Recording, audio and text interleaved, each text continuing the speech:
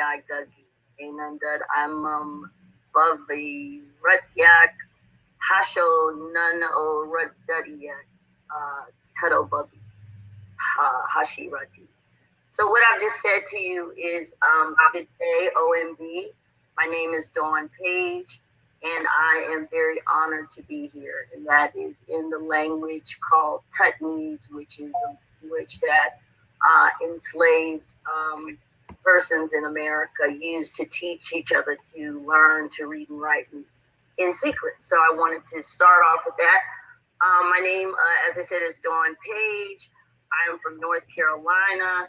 I was actually born in New Jersey. My parents on each side migrated up from Virginia and North Carolina during the 20s. Negro is on my birth certificate. In the 70s, it became Afro American. And then in around 87, it became African American. As we know, in 2016, Obama got rid of Negro. I'm not sure how I feel about that, but that is quote unquote off the books. So I'm also a graduate of Virginia Commonwealth University and the University of Michigan, where I got an MBA in finance, and I have a 25-year career in the investment business. And I retired some years ago, and I have been an activist since. And my organization, Concerned Black American Citizens, advocates for restorative policies for American freedmen. And I have trained at least 100 organizers and had hundreds of meetings over the last 3 years. And finally, I also currently sit as a commissioner on a local reparations task force in North Carolina. So obviously, when we heard the announcement from the OMB that we were going to cover this topic, organizers from across the country got together. I am an American freedman person, and they are persons originating from combined ethnicities within what is now the United States of America prior to 1865, and is the inherited status of the posterity of the 4 million free men and women emancipated nationally in 1865 by the 13th Amendment to the Constitution. I won't read all of that, but these are the other methods and means in which we gained our freedom up through 1865. So on September 11th, over 22 organizations across the country came together to discuss Directive 15. A community poll was conducted. We've conducted several polls over the past 3 years because this, of course, is a very important topic in the freedmen community. We received over 203 responses, and this was the rationale that we provided with the poll. Define and establish American freedmen as an ethnic group, accurately count American freedmen, establish the United States of America as the origin of American freedmen, avoid including references to chattel enslavement or slavery in the ethnic definition, avoid combining the statistics of, quote, Black American or African American with DACA and those with origins from outside of the U.S., with our goals being to establish a federal bureau of American Freedmen Affairs and also establish a penalty for fraudulently claiming that status. And I'll talk about that a little later. I want to just jump to the poll and just show you some of the results from the community poll that we did, as I said, from across the country. And in the Black, yeah. We're not seeing your slides. We're just seeing the. Oh, that's right. Stop.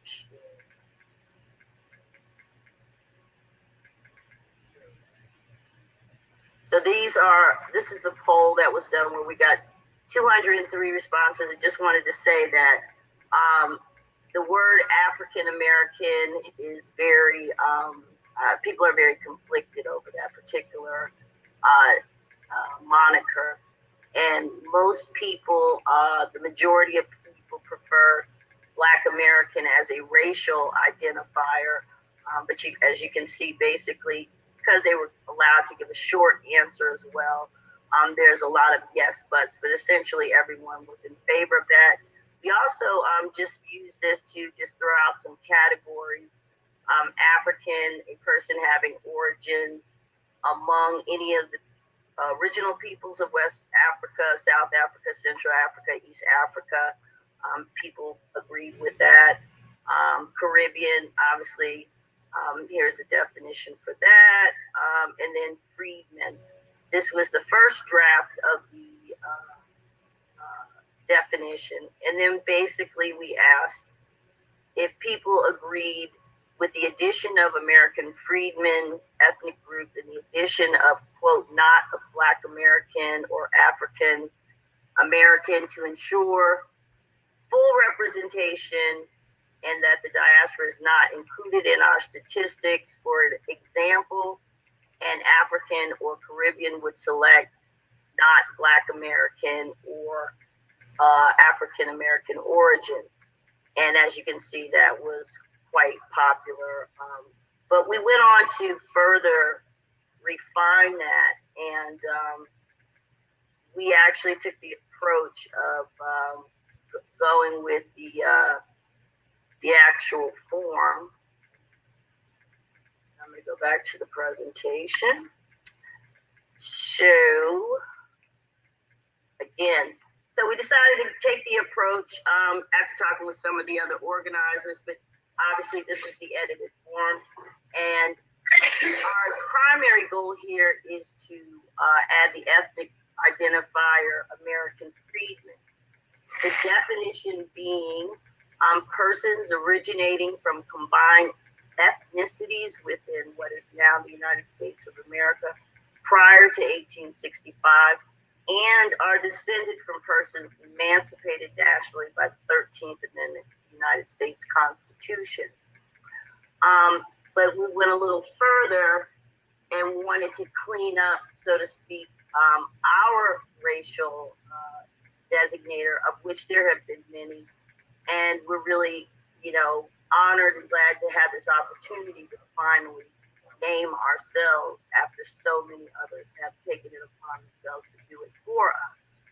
So with that, again, with African American being very much conflicted, Black American / African American, a new definition being a person originating from combined ethnicities within what is now the United States of America prior to 1865 and were previously classified as Negro, colored, African American, and mulatto. The idea and goal here was to essentially put the gate up around all of our identities here in this country.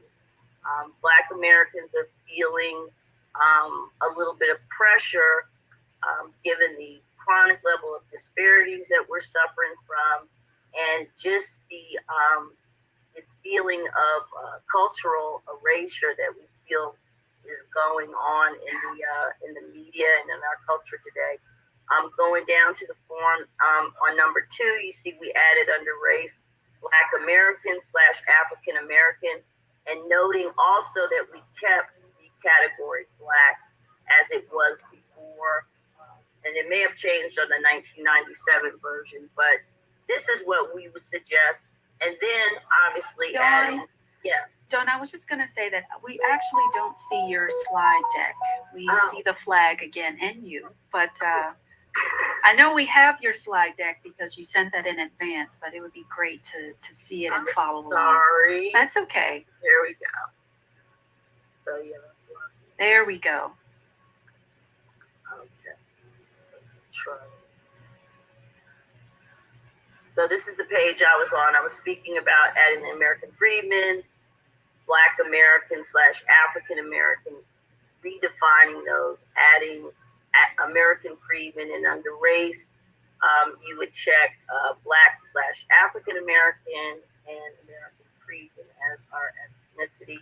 If you were an African or Caribbean, you would check Black, or you would check Black and not of Hispanic or Latino origin, or you would check Black and of Hispanic or Latino origin, whichever is appropriate.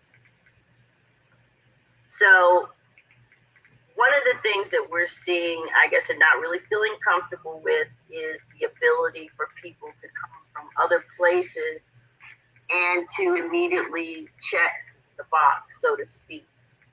We can go back as far as 1782 and see that that was the earliest use of the term African American. And we know that foreign Blacks were less than 1% of the Black population in 1960, with the majority of them arriving after the 1980s. So Africans and Caribbeans are not African American. Again, 19 out of every 20 of the United States citizens in the 60s were born in the country. If there were any of the diaspora here, they were certainly here for schooling or as professionals and actually able to go places that we as American freedmen were not able to go. Over to the right, just to emphasize, over 300 American freedmen pogroms, which is a word that means the slaughter of helpless people, occurred, and over 4,000 lynchings before 1970. So we want to emphasize that our heritage is unique. All of the names are unique. There's history and a rich culture tied to all of the names that we have been known by, and we want to keep them as our own, want to preserve our culture, and we want to reclaim what we were actually reclassified away from with the 1900 and 1910 U.S. Census. We were freedmen. There were freedmen schools, freedmen hospitals. Howard University used to be a freedmen university. So we want to return to that designator and, and also make note of the fact that we were actually reclassified away. We went from chattel enslavement to emancipated freedmen, American freedmen, and then to Negro with a capital N. And that's essentially where we have been and on through the progression of names. Another thing, there are many reasons why it is so critical that Black Americans do get the ethnic identifier that they desire, is because we're seeing an alarming increase in a couple of areas. One is among politicians and just among the diaspora. They are already delineated.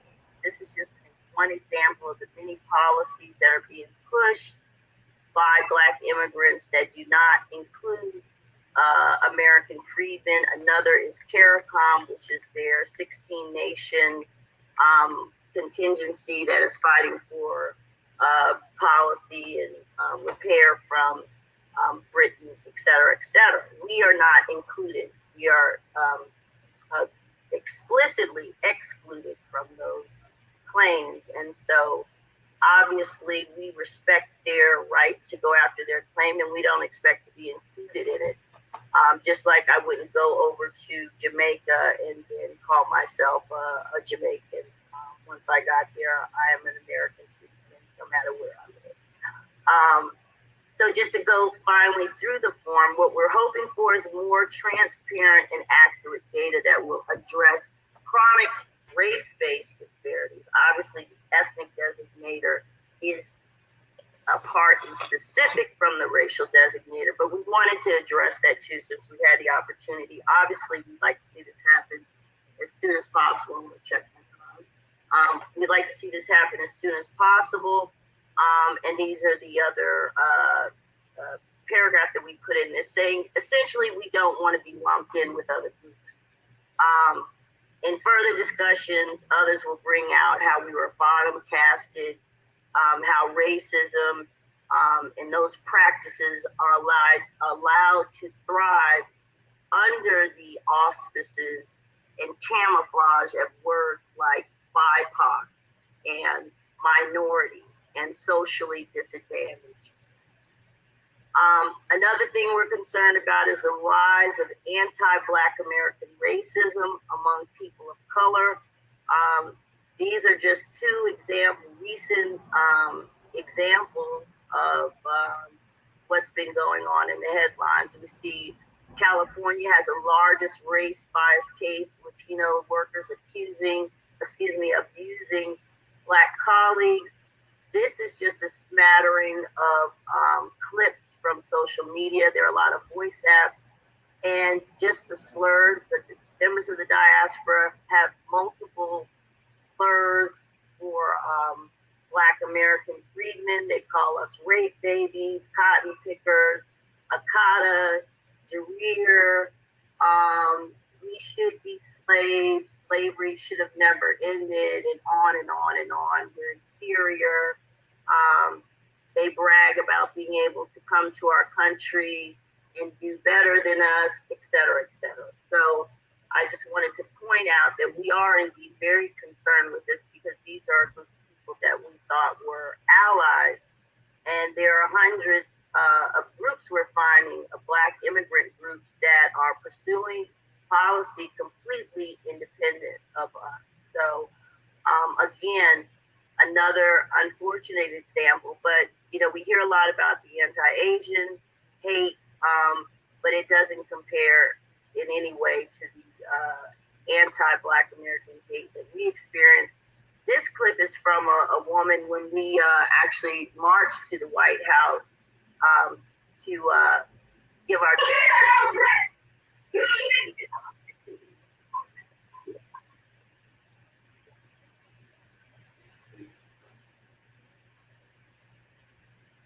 So obviously that's quite alarming.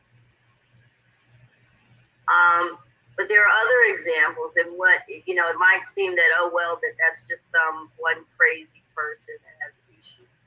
But actually, when we look at it in a broader context, which we should, now we see this leaching into our politics. And again, I want to point to transparency. We have Winston Sears, a recently elected Jamaican American who lieutenant governor in Virginia, spoke of arriving when she was 6. Her father had $1.75 in his pocket. She went to school, honors, plugged into the military. I'm sure she participated in GI Bill. She probably checked the African American box and got scholarships, all kinds of benefits from all of the sacrifices that American freedmen had fought for, and that prevented people who looked like her from coming here until after the genocide era of Jim Crow. And then also, it's not just members of the African diaspora. As I said, we're concerned with the rise of anti-Black hate among people of color. This is an example of Mindy Kaling's brother, the actress who faked being quote unquote Black. But more importantly, I want to show you, when Virginia's lieutenant governor represents American freedmen, but here's her thoughts. She says slavery happened. Absolutely, there's some vestiges, but how long are we going to go back there? And then she says, go find another victim. Stop it. That's what I say. Let's move on. So it's very easy to say, let's move on when you can come and plug in and not have to have done all the hard work and just, be able to reap the benefits, the best part of America. So American freedmen need an ethnic designator. We need a way to protect ourselves. We need to have resources allocated to us, and we need fraud protection. Another example of how we're not receiving representation. We need transparency and representation. We need to know who is representing us. This is an example of someone running for governor in Michigan, a Nigerian immigrant who says he wants to cancel Black history.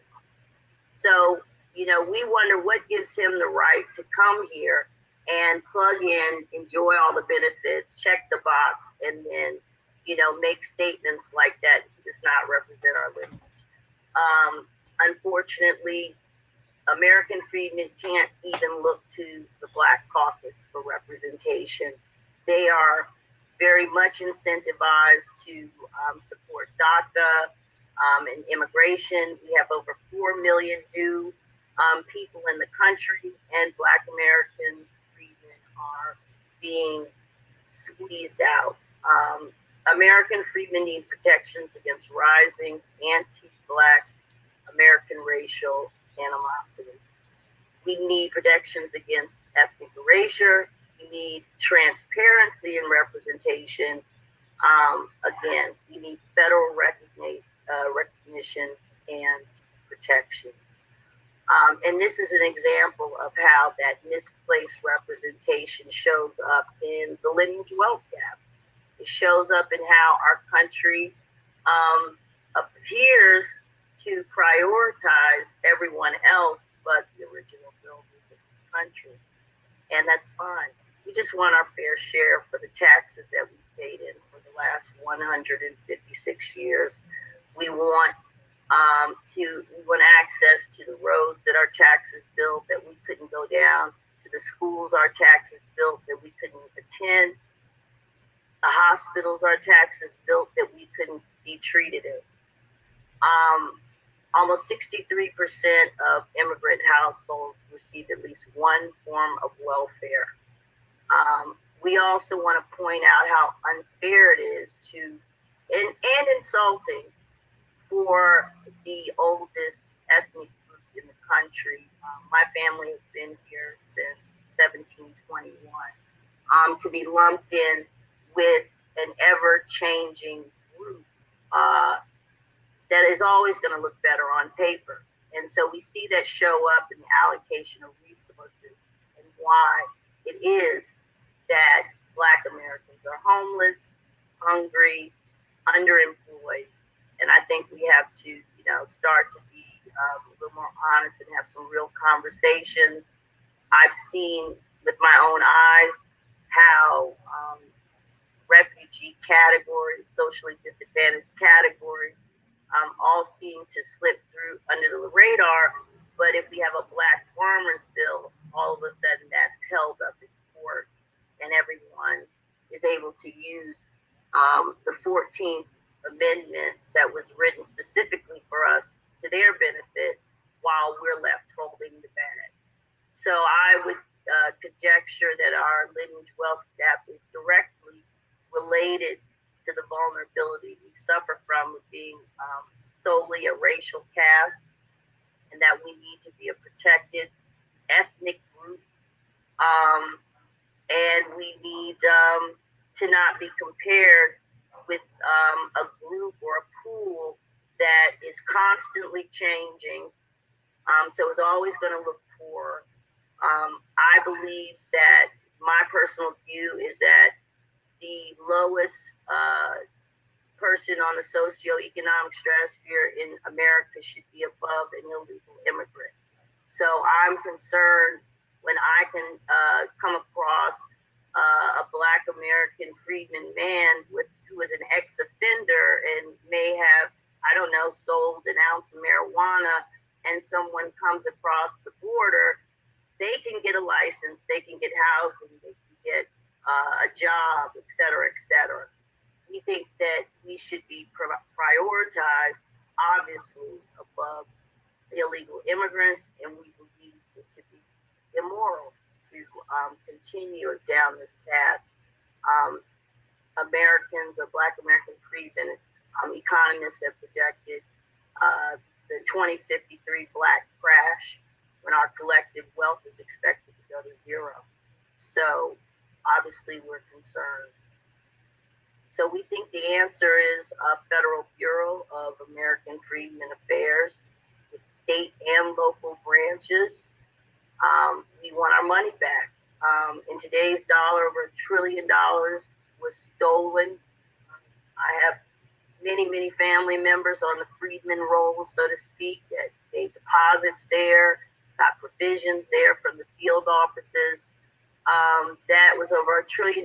We were extremely alarmed when we saw Vice President stand in front of the freedmen building and hand out $87 million to a sea of people of color. That's our money. And ironically, it's appeared to go to banks that have a history of discriminating against them. So we need protections. We need the savings and loan. And I say savings and loans specifically, not the bank, because as we all know, the charter was changed by the government, and that's how they were able to underwrite risky loans, and all of that money was lost. We know we have a hate bill. So Dawn, I am actually finished. An American Freedman Farmer debt forgiveness and land grant. But thank you. I appreciate the time. yes, well, Dawn, I really want to say thank you so much for taking the time to compile this information and being willing to participate in our process. Again, thank you so much to you and all of your colleagues who joined you. And again, I just want to say, I hope that you will consider responding to our Federal Register notice when that comes out, so that we can capture all of your feedback on the public record as well. Thank you, Dawn, so much, very much. Thank you. Thank you. It was an honor. All right. Babiaki.